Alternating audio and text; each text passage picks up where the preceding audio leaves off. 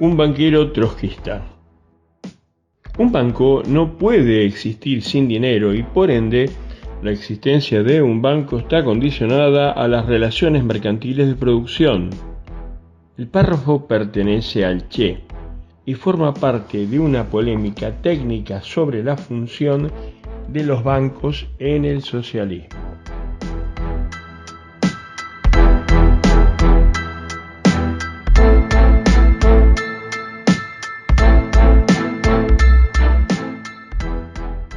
La gestión del Che como banquero entre noviembre de 1959 y febrero de 1961, cuando al cabo de 15 meses dejó la presidencia del Banco Nacional de Cuba para jurar como ministro de Industrias, ha pasado a la historia porque fue entonces cuando firmó los billetes como Che.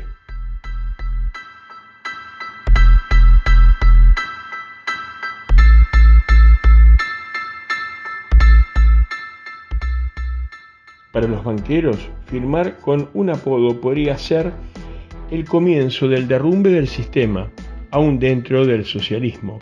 Y para Guevara esta relación solo reflejaba una mentalidad que pretende mantener en la actualidad el concepto fetichista de la economía clásica.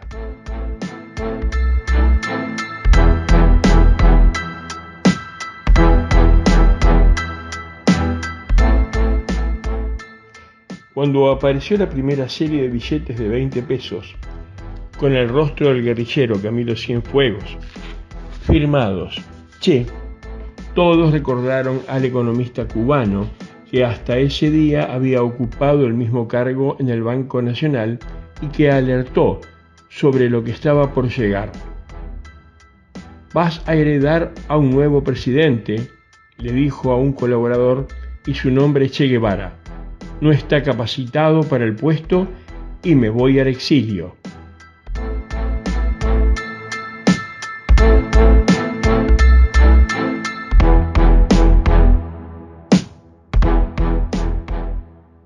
Guevara nunca pretendió que se le reconociera alguna competencia profesional en la materia.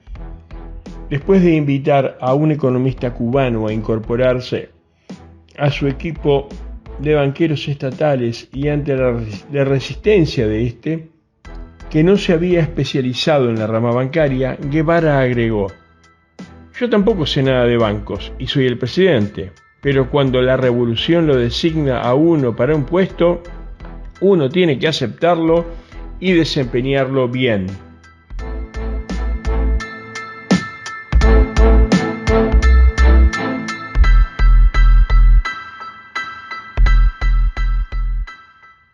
El Che no había ido al Banco Nacional a perfeccionar sus funciones dentro del sistema financiero, sino a dinamitar el sistema financiero desde el Banco Nacional, algo que los economistas percibieron como la señal definitiva de la muerte del capitalismo en Cuba.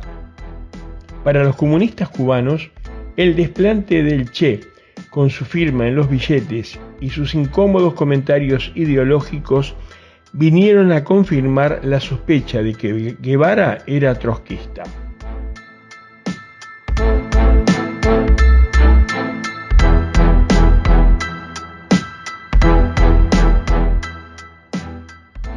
No concebimos al comunismo como la suma mecánica de bienes de consumo, había repetido el Che una y otra vez. En aquellos años era común calificar como trotskista a los izquierdistas que rechazaban las ideas dominantes en la Unión Soviética o se rebelaban ante las estrategias de los partidos comunistas locales. El caso del Che era particularmente irritante porque al mismo tiempo que apoyaba la participación de Cuba en el bloque soviético, se permitió usar provocativamente las ideas de Trotsky en polémicas públicas.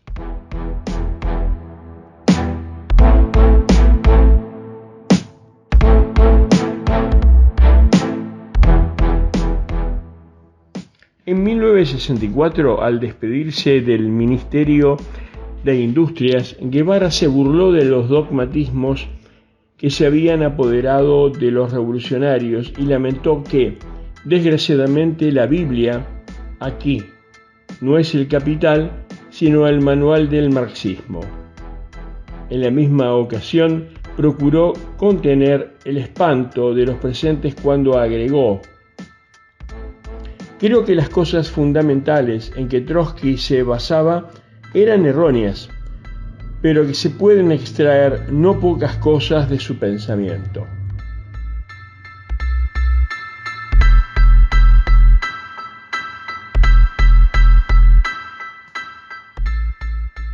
Guevara introdujo en el debate interno de Cuba algunas ideas de Trotsky y personalmente a uno de los principales trotskistas de la época, el belga y dirigente de la Cuarta Internacional, Ernest Mandel. Con la ayuda de Mandel, Guevara refutará al marxista ortodoxo Charles Bettelheim en la cuestión de la ley del valor y de los estímulos materiales en la sociedad socialista.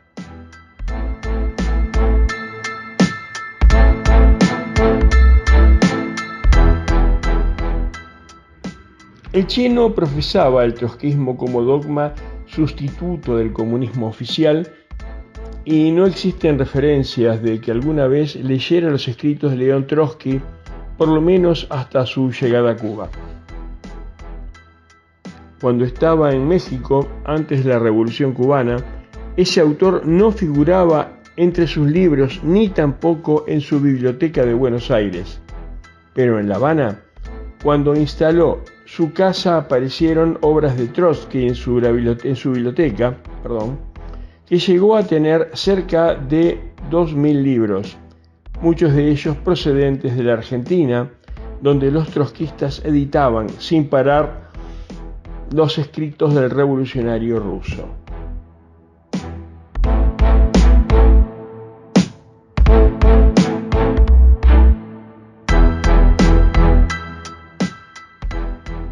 Una de las últimas anotaciones en el diario de la guerrilla en Bolivia registra la desazón del Che ante la pérdida de materiales vitales en esos momentos de retirada e inminente derrota. Deplora la pérdida de 11 mochilas con medicamentos, prismáticos y algunos útiles conflictivos.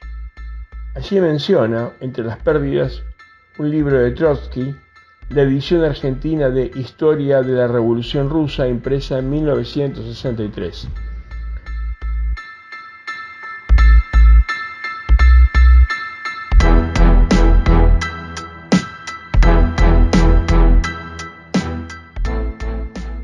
Mucho más concreta fue la revelación del cubano Armando Clerch en 1995, cuando ya estaba exiliado en los Estados Unidos, quien recordó que poco después de dejar el cargo de jefe de la imprenta del Ministerio de Salubridad de Cuba, recibió a un emisario del Che con el pedido de imprimir discretamente copias del clásico de Trotsky, La Revolución Traicionada.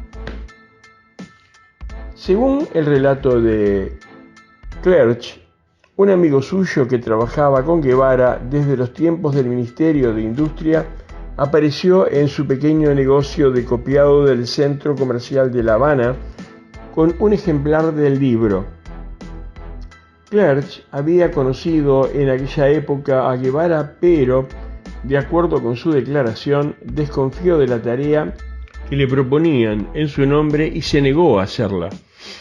En esos años circulaba en América Latina una nueva edición de La Revolución Traicionada, con una faja del editor de Buenos Aires que reproducía un cáustico pronóstico del autor. ¿Qué mejor para la burocracia soviética que un pacto perpetuo de no agresión entre el socialismo y el capitalismo?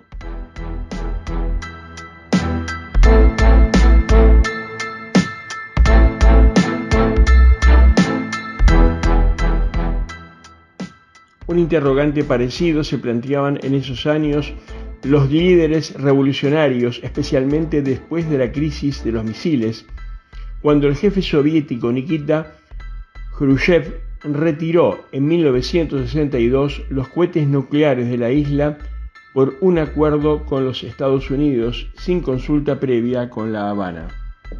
El paso del Che por el Banco Nacional de Cuba marcó el tránsito de una economía a otra.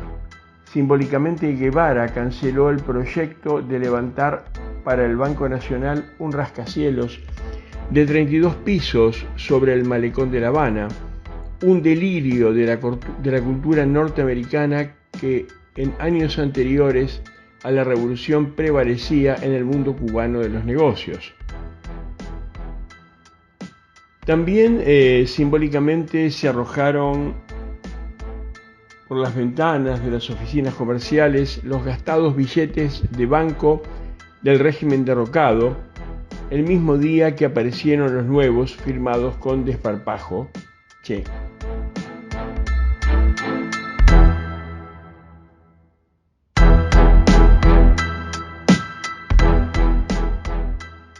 Aunque posiblemente el mejor simbolismo correspondiente a esta actitud fue aquel ejemplar de la revolución traicionada entre cuyas páginas el oficinista Clerch encontró un pequeño recorte amarillento de un viejo diario que informaba del asesinato de Trotsky en su casa de México.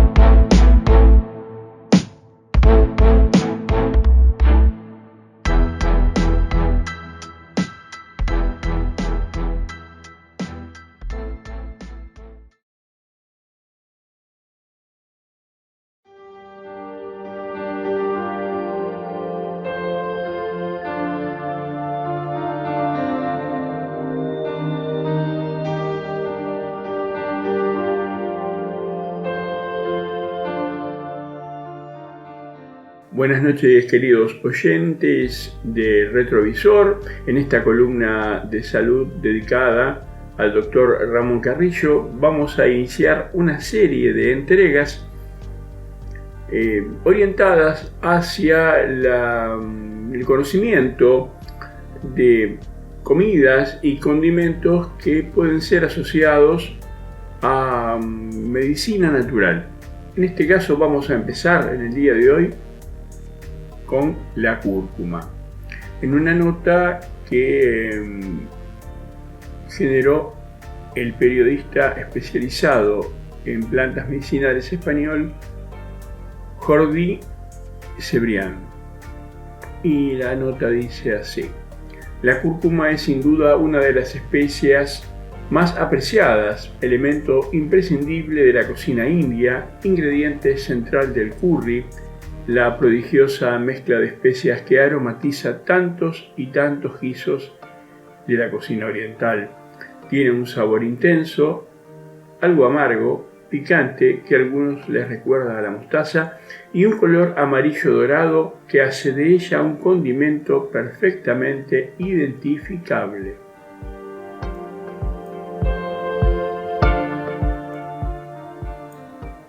La cúrcuma de la India está íntimamente ligada a diversos rituales de profundo arraigo social. Se considera un símbolo de la salud y de prosperidad, así como purificador físico y espiritual.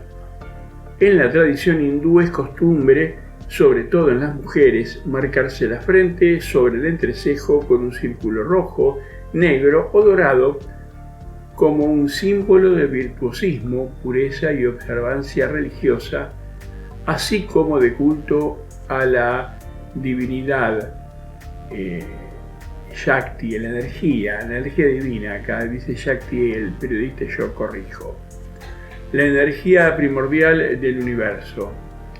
Estos símbolos que representan un tercer ojo se conoce como Bindi o Bindu en el caso de las mujeres, y Tilaka o Tika en el caso de los varones, y en muchos casos utilizan polvos de cúrcuma, sándalo, carbón o arcilla para teñir los colores de las cenizas.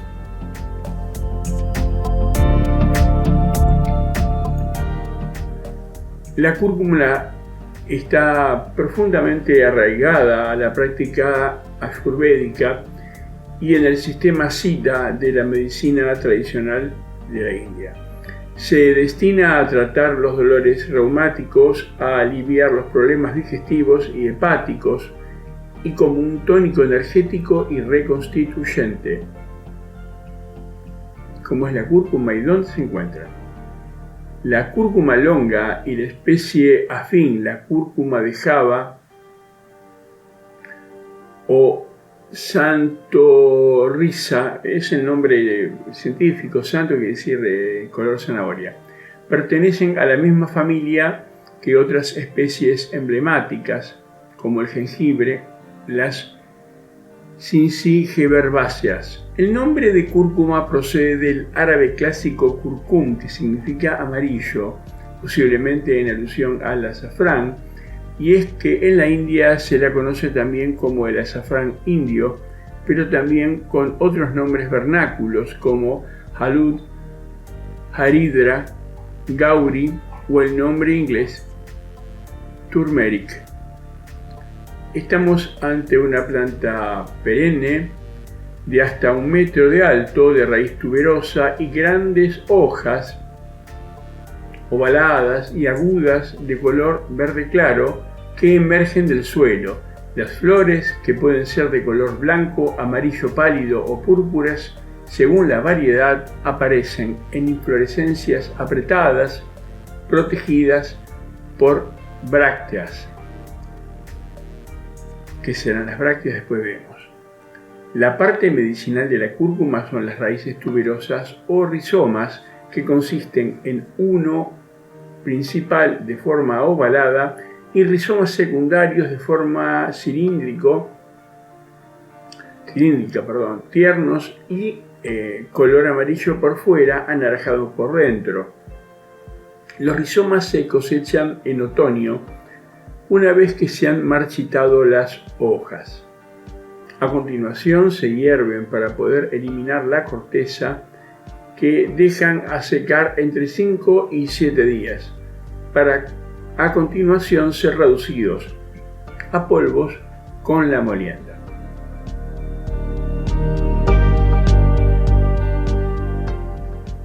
El origen es incierto, pero se cree que procede del Asia sudoriental.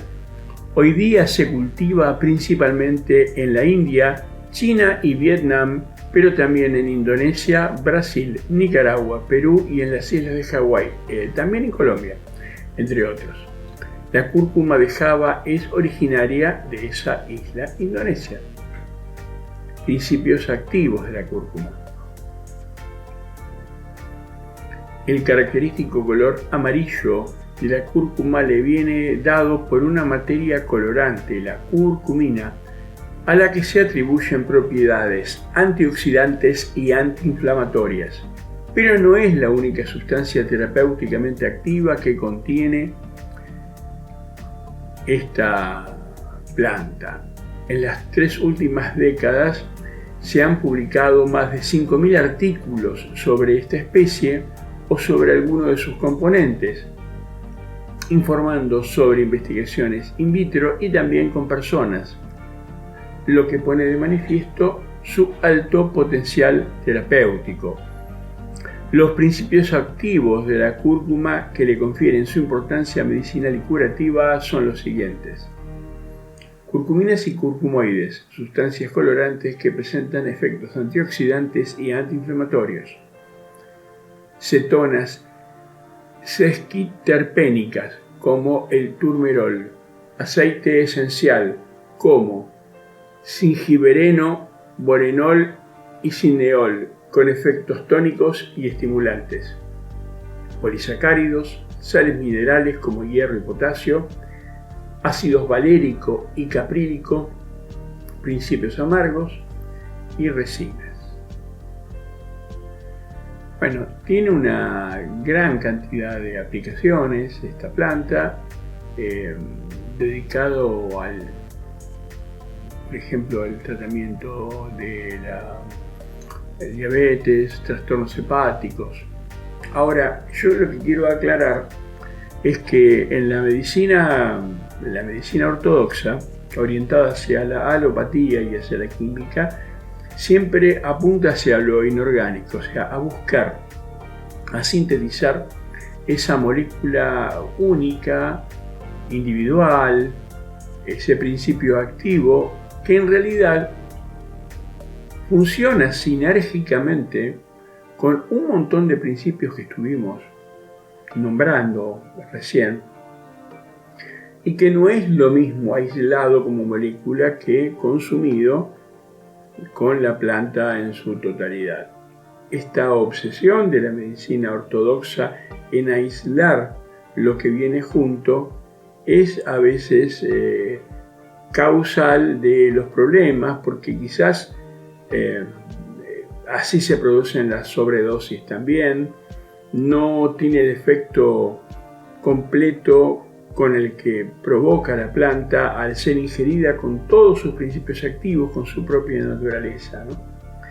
Esto es un error muy común.